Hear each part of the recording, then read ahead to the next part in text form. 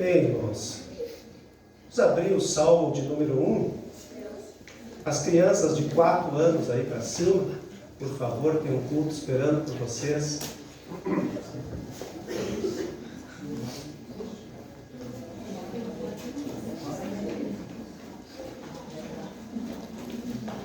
Salmo número 1.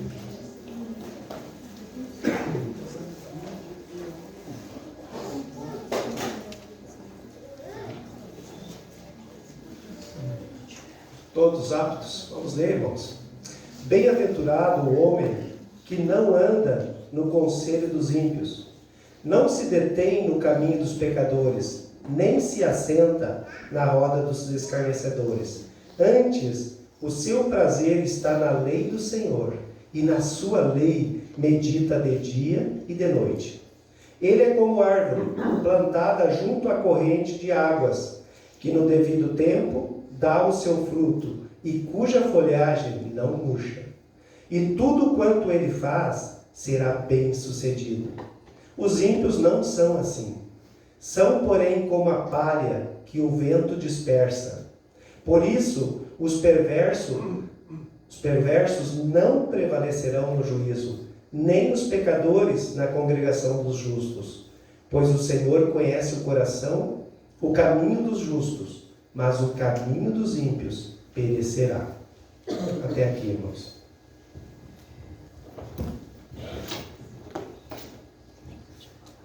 Este salmo, eu coloquei um título aqui, para ser um título, é o justo e o ímpio. Mas é provável, né, irmãos, que todos nós já fomos, de alguma maneira, fomos advertidos com a palavra desse salmo, ou advertimos alguém, principalmente se tratando de filhos. Como o ditado diz, as más companhias, corrompem os bons costumes. E quem tem filhos é adolescente, ou já adulto, que já não diz para eles: filho, cuida com essa turma, cuida com quem tu anda, cuida do lugar que tu vai, filho. Provavelmente todos nós, como filhos, também já ouvimos dos pais. Uma direção dessa que vai muito de encontro, talvez nossos pais não tinham até olhado esse salmo, mas vai bem de encontro com esse salmo diz para nós, né? E o salmo ele vai fazer um contraste entre a vida do justo e a vida do ímpio. Vai fazer um contraste, um comparativo. Ele vai falar da felicidade do justo e a ruína do ímpio. Ele fala comparando a estabilidade do justo como uma árvore plantada, com suas raízes recebendo água, da vertente, das correntes das águas, e a insegurança do ímpio como uma palha. Fala da produtividade do justo, que dá fruto, uma árvore frutífera, e de novo ele volta a falar do ímpio, comparando com uma folha seca levada pelo vento, cujo destino é ser queimada. Eu creio que ele faz assim, é muito tranquilo para nós entendermos assim a essência do que o salmista quis trazer para esse salmo, que colocaram como número 1. Para nós, com muita clareza, mostrando então o contraste entre 2 homens, ou 2 mulheres, ou 2 pessoas que andarão por 2 caminhos diferentes e terão também 2 destinos diferentes. Parece coisa de filme, né? Mas é assim mesmo, é isso que ele fala. Ele está comparando 2 vidas que estão andando por 2 caminhos diferentes, mas que terão 2 destinos diferentes. E ele começa com algo assim, muito tremendo. Ele começa falando de bem-aventurado, de feliz. Na verdade, a tradução é muito feliz. É algo assim mais, feliz não, é muito feliz. É uma felicidade assim exuberante que ele está falando. E, irmãos, eu creio que felicidade deve ser a busca de mais consenso no mundo. Vocês concordam comigo? Quem quer ser feliz aí? Já é feliz, eu creio, mas quer ser feliz? Todos querem ser felizes.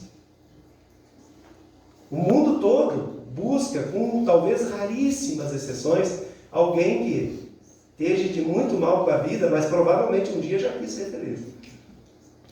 Então, se trabalha às vezes muito para ser feliz, se estuda muito,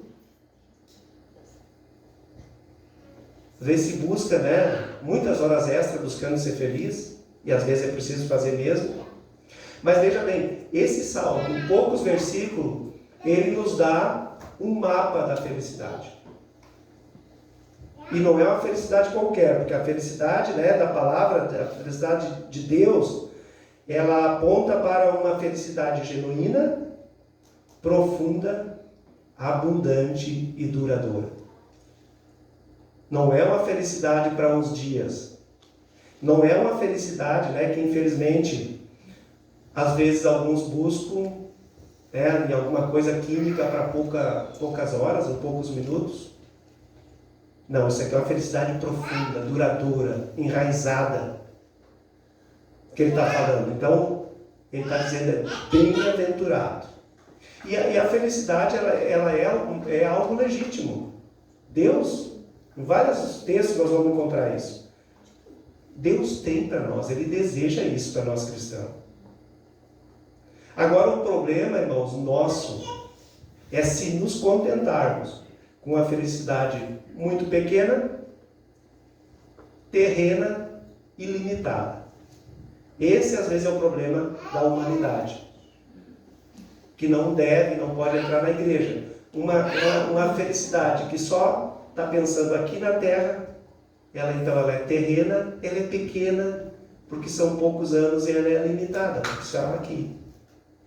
Então, cuidado para nós não buscarmos a felicidade dando muita ênfase à vida terrena. O tempo que nós somente é isso que nós temos aqui na terra. Enquanto que Deus tem para nós a verdadeira felicidade, que é de conhecê-lo, de amá-lo, de glorificá-lo, de servi-lo. E nós podíamos aumentar a lista de viver a vontade dele, de viver os propósitos dele. Esta é a verdadeira felicidade, que todos nós como cristãos temos ela e devemos vivê-la para agradar a Deus, para glorificar a Deus. Vai voltando para o texto, agora primeiro nós podemos ver que ele diz que é feliz aquele que evita algo, aquele que não faz algo. Tu é feliz por aquilo que tu não faz. Legal, né? Mas é o que o texto está dizendo. Tu é feliz por aquilo que tu não faz. Ele diz, bem-aventurado, muito feliz o homem que não anda no conselho dos ímpios. Tu é feliz quando não anda, que não se detém no caminho dos pecadores, que nem se assenta na roda dos escarnecedores. Aqui nós podemos ver 3 tipos até de pecador distintos. São coisas diferentes. Ímpio, pecador e escarnecedor. 3 lugares, que isso vai acontecendo, que vai até decrescendo. Ele está andando, de repente ele para e de repente já se assenta.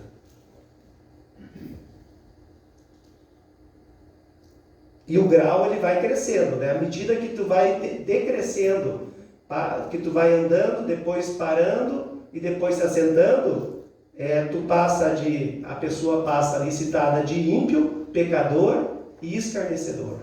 Tu vai se regredindo numa parte, a outra forma vai aumentando. Eu fico bem impressionado, confesso, como o salmista conseguiu definir muito bem a progressão do pecado. Então, as pessoas são felizes, irmãos. Nós somos felizes quando nós não seguimos o conselho do ímpio. É um primeiro ponto.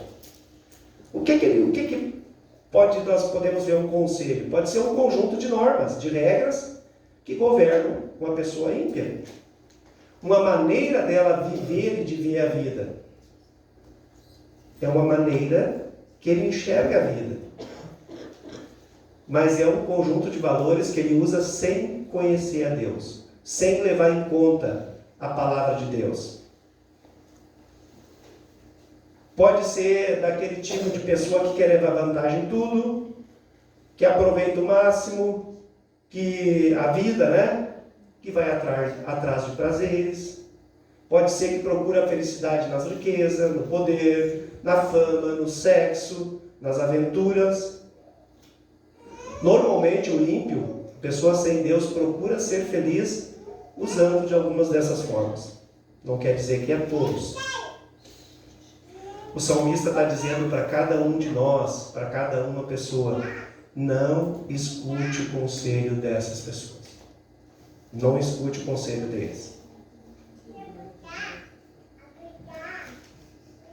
Se nós começarmos a escutar os conselhos, porque o mundo aprova os conselhos, a nossa chance de nos dar mal é muito grande. Principalmente, irmãos, olhar para o final do texto. Se nós olharmos para o final, então o conselho, não devemos andar no conselho do ímpio. Daí ele fala de não se deter no caminho do pecador. O pecador já vai um pouco além. A pessoa começa a andar, daqui a um pouco ela é atraída. Ela para, dá uma olhada, e normalmente quando para dar uma olhada, ela é fisgada. Nós podemos ver aí 3 elementos, né? Nós temos o mundo, o sistema do mundo, que vale tudo. Nós temos a natureza da carne pecaminosa, que ela está sempre ali pulsando para voltar ao velho Adão. E nós temos o diabo trazendo o aperitivo para que isso ocorra. Então a pessoa vê alguma cena, assim, imaginando agora o Salmo, a natureza humana, a carne, e ela diz, pai, eu quero aquilo. E daí o diabo se encarrega de fazer o resto. O autor está dizendo, não ouça os conselhos, não pare, senão tu é fisgado. Precisamos ter cuidado, porque há muito hoje pessoas com grande capacidade intelectual que vão para o relativismo. Não, isso não é bem assim. As coisas podem ser assim, assim também. Pode ser desse jeito. Irmãos, elas podem ser desse jeito. Elas podem, para nós, o cristão, ela pode ser do jeito que a palavra nos diz. Então o relativismo, assim, ele vai trazer um engodo, e quando se vê, está fisgado, está prisioneiro, está sentando na roda. O escarnecedor, veja bem, essa é a progressão. Tu estava andando, ouvindo o conselho, estava junto. Daqui a pouco tu já parou para olhar mais de perto. Daqui a um pouco está sentando na roda e já não é mais um estranho, já é um deles ali na roda. Sentando junto na roda do escarnecedor. Está participando. Já está, como diz outro, já está fazendo parte do time. Veja bem, irmãos, o ímpio, também ele não quer dizer, na descrição, se olhar de um ímpio, não quer dizer uma pessoa imoral ou depravada. Ele pode ser uma pessoa legal, uma pessoa aplaudida. Agora, o ímpio é um ateu. É alguém que não crê em Deus. Mas nada impede dele ser um bom cientista, dele ser um bom advogado, dele ser um bom médico, dele ser um bom professor. Só que ele não vai levar em conta os valores de Deus, porque ele não crê em Deus. Ele tem valores diferentes, ele vê a vida diferente, ele vê a vida sem um toque de Deus, sem o temor de Deus muitas vezes, sem considerar Deus. E o salmista está dizendo ali para cada um, não entre na visão dessa pessoa, por mais sábio, por mais inteligente que ele seja. Não queira a vida dele, não entre no conselho dele, porque ele vai te dar um conselho sem consultar a Deus, sem temor a Deus. Cuidado, não abrace a visão que ele tem. Às vezes traz cada coisas assim, que às vezes olhando o primeiro ponto, vai ser precioso, mas no fundo não é precioso. Eu não estou dizendo que não dá para tirar algo, mas eu não estou dizendo para entrar de cabeça no conselho de alguém que não é cristão. Agora o caminho do pecador. O pecador já é uma pessoa que vai bem além do ímpio. O pecador é aquele que erra o alvo mesmo, que desobedece, que peca conscientemente, deliberadamente. que gosta do caminho largo, onde não há nada proibido ou quase nada, vale tudo. Onde diz, você merece, é muito, talvez todos já ouviram essa frase. Não, você merece isso. Para com isso aí, não faz mal um pouquinho. Não tem problema, fazer diferente é coisa do passado. E se não bastasse, chega no ponto final, daí chega no escarnecedor. Nesse caso é alguém que realmente desconsidera Deus. Ele zomba de Deus. O escarnecedor afronta Deus, questiona Deus.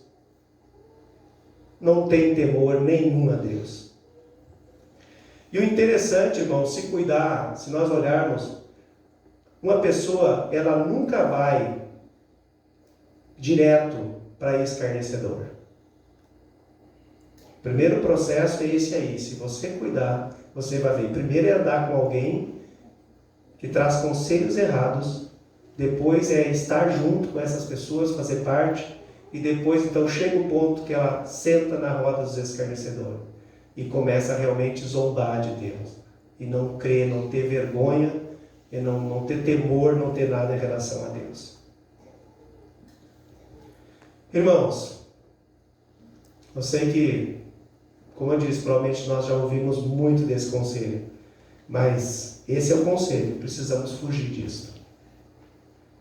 Se queremos ser felizes, esse não é o caminho. Irmãos, tem caminhos que não se pode andar.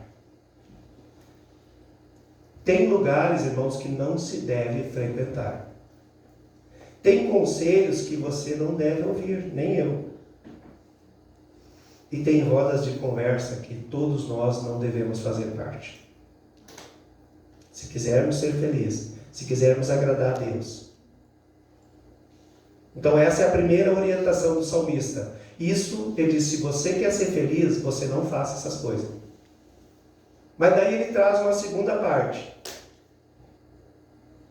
A primeira, então, é por o que você não faz, pelo que evita. Mas você é feliz pelaquilo que você faz. E daí ele diz, antes, o seu prazer está na lei do Senhor e na sua lei medita de dia e de noite.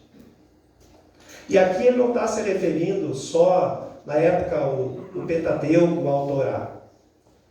Ele está falando de uma expressão toda, daquilo que Deus tinha entregado para o povo de Israel. Envolve mais que as escrituras que eles tinham. Envolve o estilo de vida que o povo de Deus, a maneira que ele tinha sido orientado para andar. Meditar na palavra, dia e noite. Irmão, nós precisamos meditar na palavra. Em particular, às vezes com outro irmão. Deus, irmãos, Ele prova isso, Ele quer isso. Ele tem revelação para cada um de nós. Não está no coração de Deus que nós andamos anos vivendo a revelação de outros. Não é coisa o contrário, não, mas Ele quer falar com cada um de nós. Não quer dizer que Ele quer trazer uma coisa que ninguém até hoje viu. Não, mas Ele quer falar de uma maneira pessoal conosco.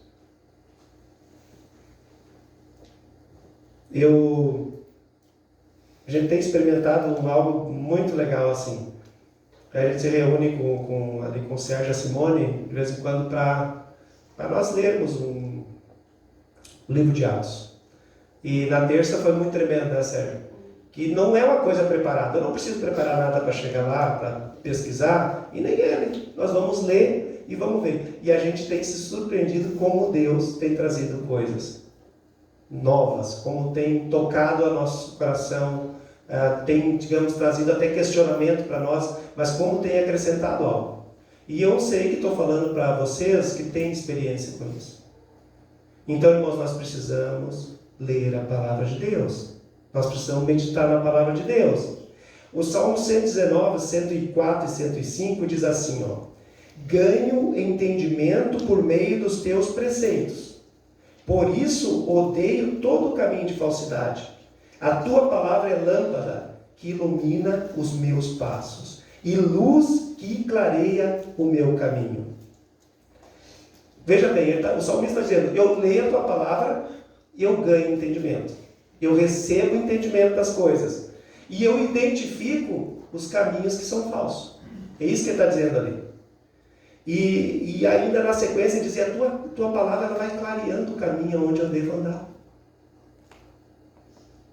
Então nós precisamos meditar na palavra.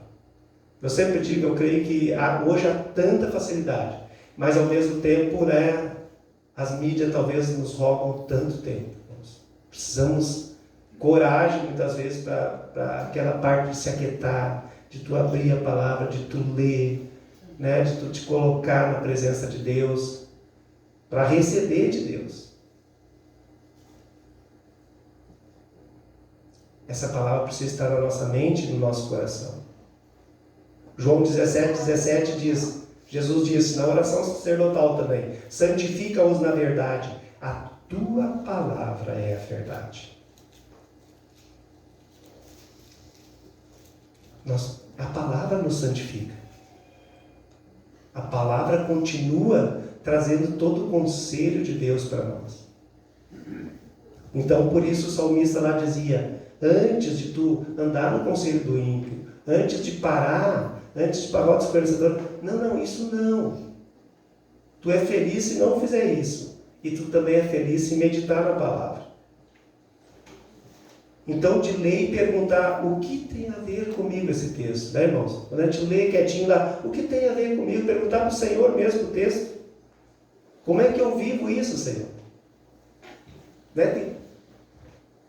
E eu creio que o Senhor não vai nos deixar na mão. Amém?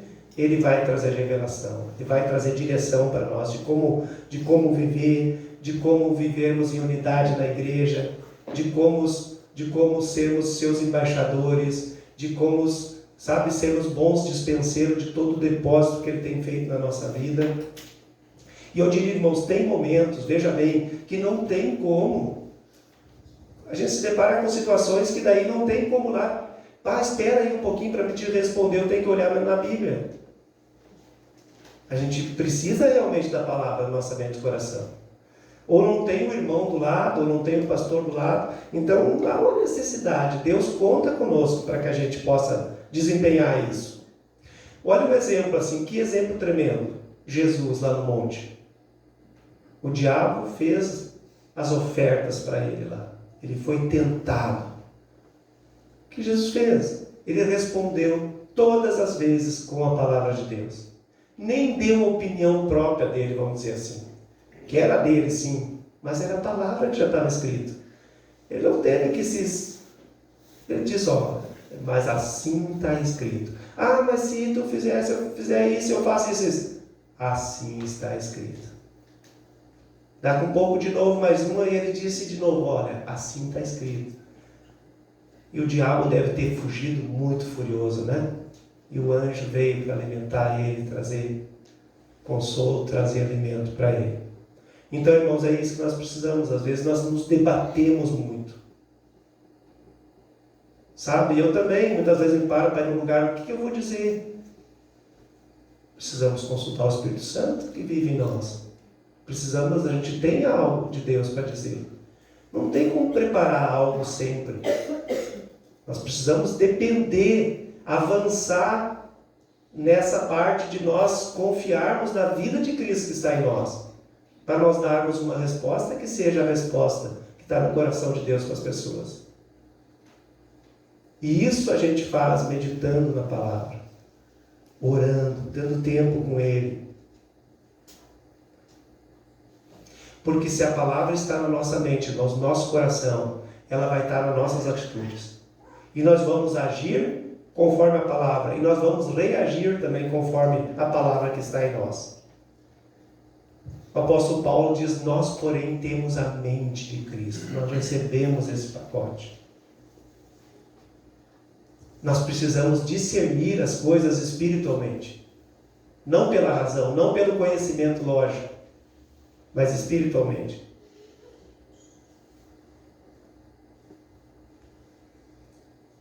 Então, se queremos ser felizes, meditar na palavra é o conselho dele. O salmista diz, a tua palavra, Salmo 19, a tua palavra é mais preciosa que muito ouro depurado, e mais doce que o mel e o destilar do favo. A tua palavra é mais preciosa que muito ouro depurado. E olha que eu creio que na época o ouro era mais cobiçado ainda que hoje. Para nós refletir assim, qual é o valor que tem a palavra de Deus para nós? Qual é o lugar que ela tem na nossa vida? Eu me incluo junto, irmão. Quando eu prego, a pergunta eu já fiz para mim também. Qual é o valor que tem a palavra de Deus para nós? O meditar na palavra de Deus. Então, nós podemos ver que a gente é feliz por aquilo que nós não fizemos, nós somos felizes por aquilo que fizemos, e nós somos felizes por aquilo que somos, que Deus diz que nós somos. E ele disse, você é feliz por quem você é, porque ele diz no versículo 3, ele é como a árvore plantada junto à corrente de águas, que no devido tempo dá seu fruto e cuja folhagem não murcha, e tudo que ele faz será bem sucedido. Irmãos, é como foi ministrado aqui, muitas vezes tem afirmações fortes, e é da parte de Deus. Lembra quando o Marcos ministrou aqui? Ainda conversamos hoje um pouquinho sobre a palavra, né? Já não tinha outra palavra ali. É sal e luz. É Jesus que diz, você é sal, você é luz. Aqui Deus está dizendo, você é como a árvore plantada, cujas raízes estão recebendo direto da fonte. É Ele que está dizendo. O Jeremias escreve lá, bendito o homem que confia no Senhor e cuja esperança é o Senhor. Ele cita a mesma coisa. Ele é como a árvore plantada junto às águas. Irmão, você medita no Senhor, você confia no Senhor, você entregou a tua vida ao Senhor. Você é uma árvore plantada que recebe direto da fonte da água da vida, que é Cristo. Amém? E você é uma árvore frutífera. Amém?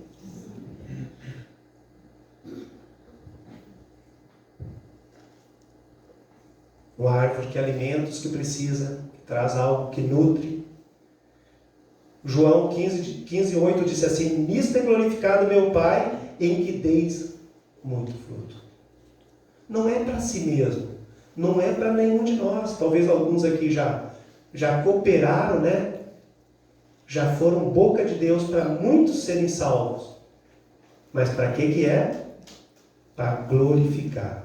Nisto é glorificado meu Pai, que cada um de nós dê muito fruto. Amém, queridos? Não é para honrar qualquer um que seja, nem para nós mesmos, simplesmente para glorificar ao Pai. Irmãos, o fruto é a característica de um cristão normal. O fruto deve nos acompanhar para glorificar o Pai. Amém? Diz que a sua folhagem não seca, não murcha.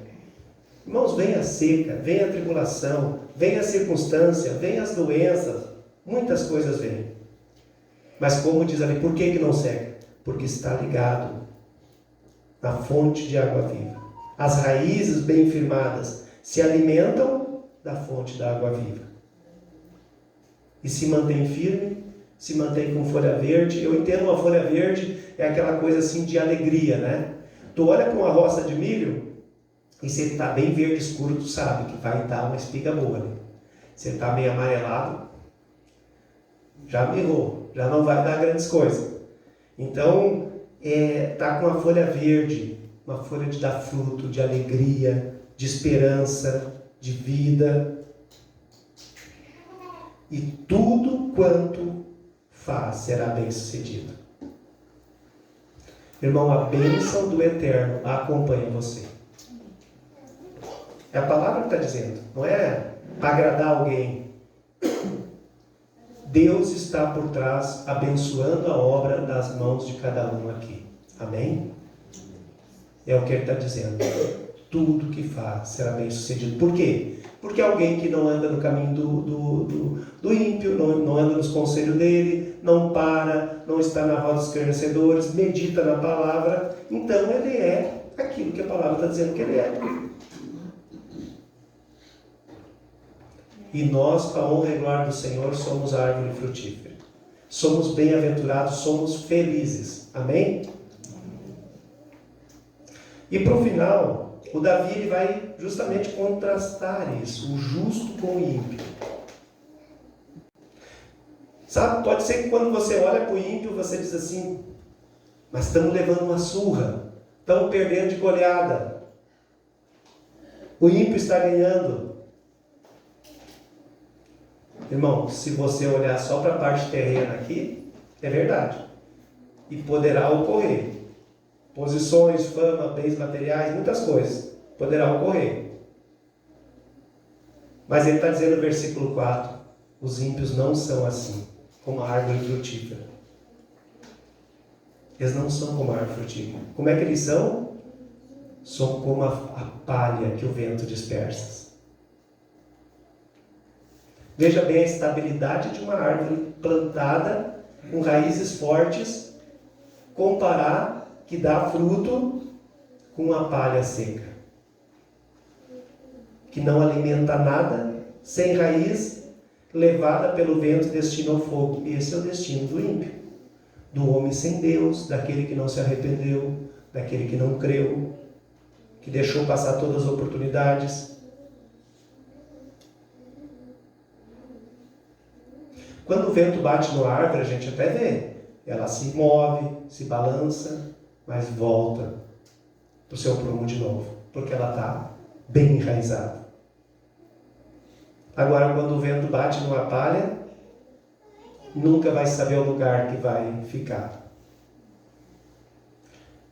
Os mais novos talvez não viram, não praticaram, não estiveram juntos, mas, por exemplo, né, os mais velhos aí que viram como é que tu bate o feijão, né, fazendo manualmente, como no passado se fazia por aí, bate ele manualmente e depois escolhe um dia que tem um pouco de vento e daí com uma peneira, porque ali vai ficar palha, casca e vai ficar o grão. Então, pega um vento legal e tu pega a peneira e joga para cima. O grão e a palha. O grão volta para a peneira. A palha, o vento leva. Assim é o ímpio. Assim vai ser. Vai embora. Talvez você é acostumado a ver outras coisas peneirar, que eu lembrei do feijão. No versículo 5 diz, os perversos não prevalecerão no juízo. Isso quer dizer, irmãos, que serão condenados no juízo. Aqui na terra, essas pessoas poderão ter vantagem aparente. O mundo pode aplaudi-lo, elas podem ter bastante astúcia, alguns podem até comprar sentenças, podem fazer muitas coisas, explorar, oprimir. Às vezes, muitas vezes, nada lhe acontece.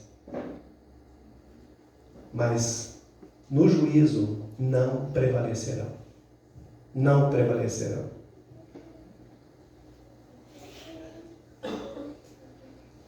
Eu cresci... Quando eu comecei a ouvir a palavra, a pregação básica, as primeiras que eu ouvi, era falar sobre o céu e o inferno. Né? O que fazer, entregar sua vida para o Senhor, né?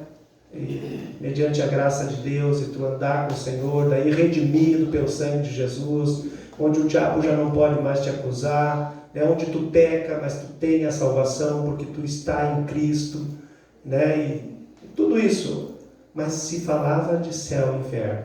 Eu creio assim que esse salmo nos traz isso, Paulo. Ele está falando que no dia do juízo, aqueles que não aceitaram, que andaram no caminho largo, que andaram nos conselhos errados, não na palavra, diz ali no versículo 5, eles não vão prevalecer.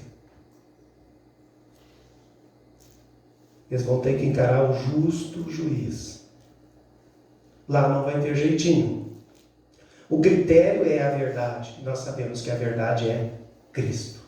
O critério é ser lavado pelo sangue de Jesus, é ser salvo pela sua graça, é ser justificado por Ele, é ser redimido. Tudo isso, irmãos, que nós somos, amém?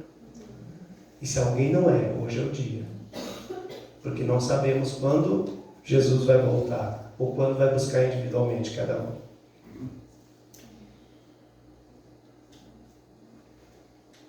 Então lá naquele dia, o perverso vai ter, o ímpio, o pecador, o escarnecedor, vão estar muito encrencados. Só que vai ser tarde demais.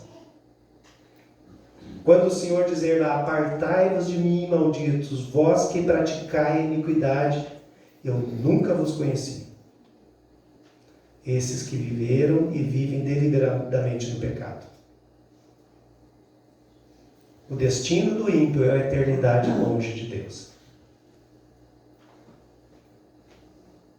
Concluindo, diz, pois o Senhor conhece o caminho dos justos, mas o caminho dos ímpios perecerá.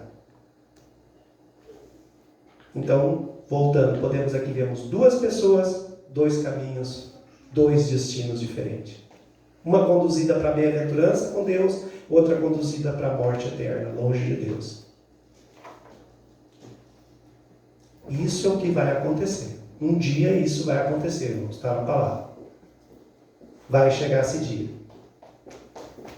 Deus conhece o caminho do justo, é o caminho apertado, mas que conduz para a vida. O caminho do ímpio é o caminho largo, que pode tudo, mas conduz para a perdição. Davi, eu imagino que ele está dizendo, vocês têm duas opções, qual escolher? Como lá em Deuteronômio 30:19, né? Quando foi apresentado, apresento para vocês hoje a morte e a vida. Qual vocês vão querer?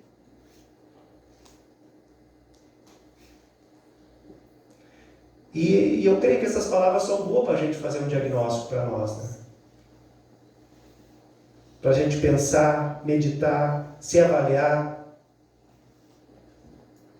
E eu estava pensando, e eu creio que é assim, que daí tu está dizendo, mas pastor, eu não ando o caminho do ímpio, eu nem me paro nessas conversas, eu não pratico, nem pratiquei, talvez escarnecedor, eu medito na palavra. Irmãos, é justamente isso, essa é a boa nova. Essa é a notícia boa. Você, mas eu queria encerrar com isso, você, meu irmão, cada um de nós somos uma árvore frutífera.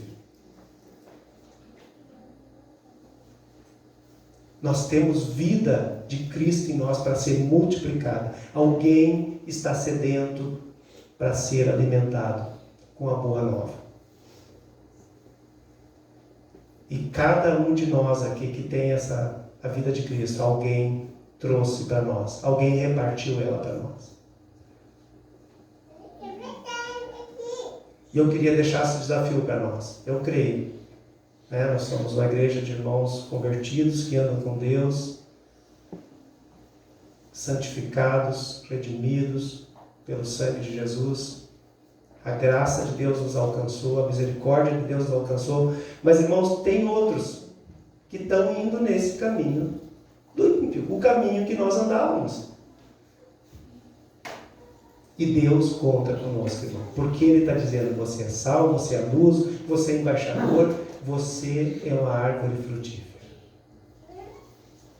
Para multiplicar a vida dele. Deus conta comigo e contigo para essa tarefa. E eu creio que isso é um motivo de ser muito feliz. Amém? Amém, amém, irmãos? Amém. Glória a Deus. Glória a Deus. Você é um bem-aventurado. Você é muito, muito feliz. Nós somos muito felizes. Amém? Amém. Que temos essa alegria de sermos filhos de Deus. A graça dele nos alcançou. Mas outros precisam. Eu quero te convidar para tu levantar e que tu pudesse, provavelmente, se tu meditar nesse salmo, vai ver que tu andou no passado por esse caminho. E alguém, uma árvore frutífera, foi até você e te ofereceu vida, repartiu vida de Deus com você. Vamos orar. E talvez queira te colocar assim, usa essa semana aí. Sabe, irmãos, temos uma cidade aí, eu creio que muitas vezes, talvez muitos de vocês oram e choram por amigos, por parentes, ou não estão levando em conta. Esse dia vai chegar, irmãos. Tudo na palavra é assim. Eles não acreditavam que o dilúvio viria. Ele veio, toda a palavra de Deus vai ser cumprida. Toda a palavra de Deus vai ser cumprida.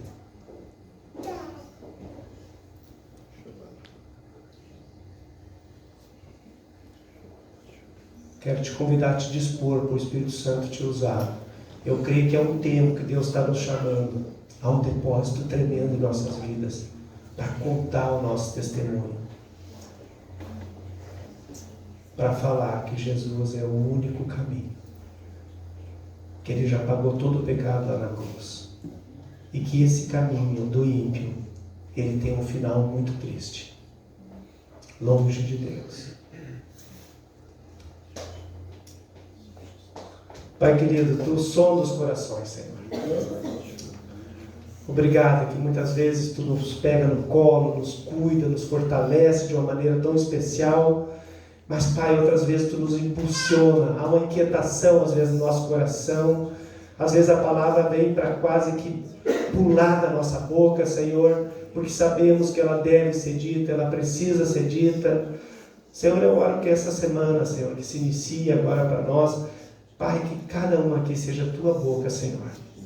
Eu sei que nós somos Tua boca, Senhor, mas que façamos a diferença, Senhor, para a Tua honra e glória, como diz o texto, para que Tu seja glorificado, Senhor, com as vidas ganhas, com as vidas curadas, com as almas tristes, Pai, ali que estão, às vezes, esmurecendo, Senhor. Pai, nos leva a dar uma palavra para o perdido, mesmo para o irmão que está ali cansado, que está sobrecarregado. Senhor, eu creio que cada vez que nos dispomos, Tu nos usa, Senhor. Talvez a tua pergunta é: como Tu está para amanhã? Como Tu está para terça-feira? Teus amigos já sabem que Tu entregou tua vida para Jesus? Teus colegas de aula? Teus amigos da empresa? Pai, nós necessitamos tanto, Senhor, da Tua graça, da Tua unção sobre nossos lábios, sobre nossos olhos, nosso coração, Senhor, para levarmos uma vida, Pai, uma vida que Tu já derramou para nós, Senhor, que Tu já deu para nós, que tantas vezes ela vem fluir, e nós pedimos, Pai, que aconteça, Senhor, conosco essa semana, Senhor. Amém. Pai, que os ímpios sejam alcançados, Senhor, que os pecadores sejam alcançados, que os escarnecedores sejam alcançados, Senhor. Porque Tu morreu e Tu ama todos eles, Deus amado. Para quando chegar lá naquele dia, muitos possam estar conosco lá, onde Ele diz, onde Tu diz, Senhor, vinde benditos de meu Pai.